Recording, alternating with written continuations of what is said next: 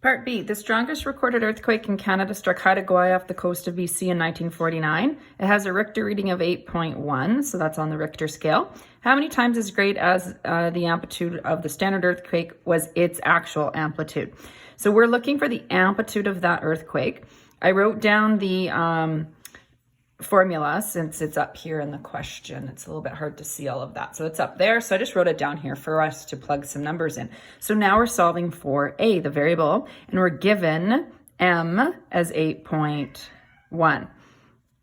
So I'm going to plug 8.1 for M, and we're going to solve for A. Now this argument has to stay together. This is not, you can't just clear this off or anything like that. This stays together. So that's where that helps putting brackets around it. So I'm going to put this into exponential form. So remember, it's a base 10. So 10 to the 8.1 is equal to A times A naught. So now I'm going to cross multiply. So A times 1 is A, and then we're going to multiply this. So we have 10 to the 8.1 times that of the amplitude of a standard earthquake. So your question actually is solving for A, works with the language that it's how many times as great of that A as A of the zero, or sorry, A naught.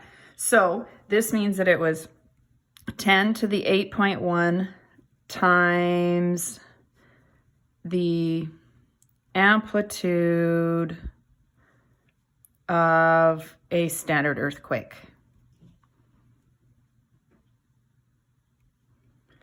Okay, so now, if you didn't have a calculator, often we'll just leave our answer this way.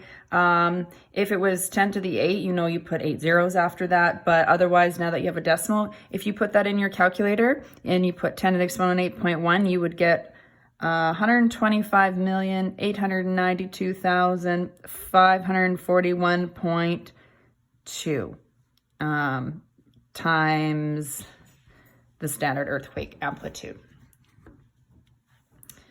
That's a 9 right there, so 892.